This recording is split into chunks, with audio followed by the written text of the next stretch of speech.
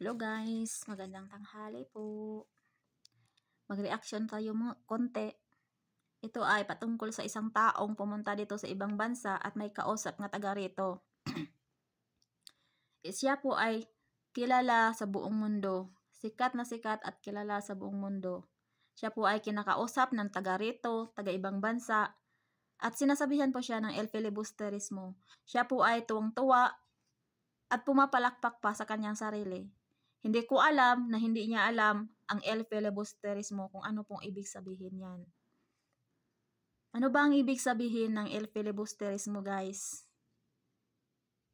Sino ba yung mahilig sa aral pan na subject sa school? Sa kapanahunan po namin noon is aral pan po yan nakasulat sa aral pan. Sibika at kultura at saka aral pan. Iwan ko kung anong subject na pinapalit ng aral pan ngayon.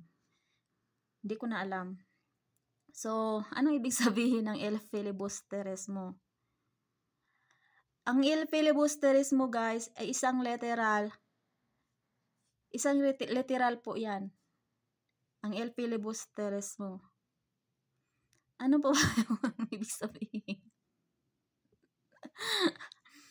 El Filibusterismo ay isang literal na ang filibusterismo o ang paghahari ng kasakiman. Ano ba yung kasakiman? Yung katulad ng example, yung may maraming pira o kayamanan na hinahabol mo na hindi naman ikaw ang nagmamay-ari.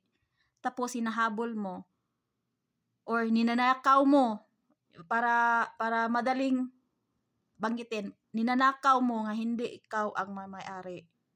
Hindi ikaw yung nagmamay-ari. Yun po ang kasabihan ng sakim. Sakim na sakim sa kayamanan o pira. 'Di ba? Sakim ka or anong kahit anong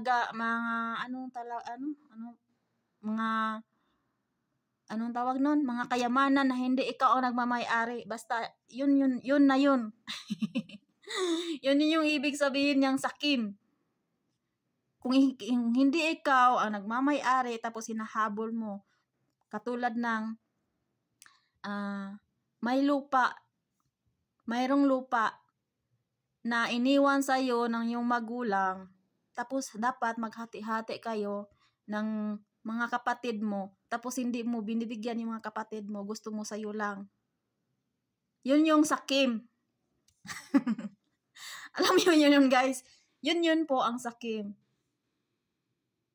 Ang kasabihan ng sakim. Paghahari ng kasakiman. O, diba? Basta yun na yun ang naintindihan ko. Ano ba yun ang buong ibig sabihin ng El Filibusterismo?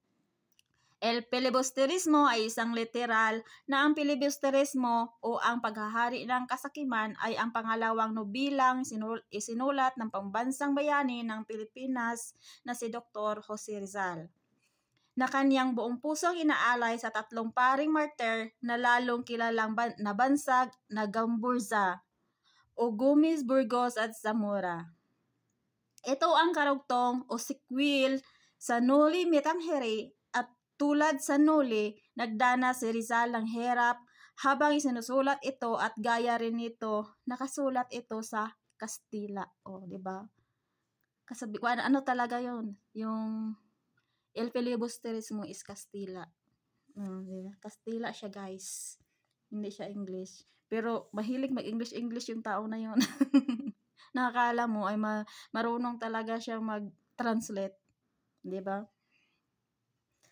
Sinimulan niya ang pag-akda noong October 1887. No? Yun po ang ibig sabihin ng El Filibusterismo. Diba, guys?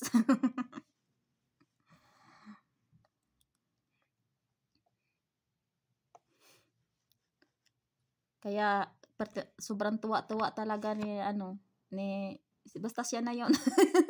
Wag ko nang banggitin dito, baka nakawin na pa itong nakawin na naman itong video ko sa asong taga-panira dito sa amin.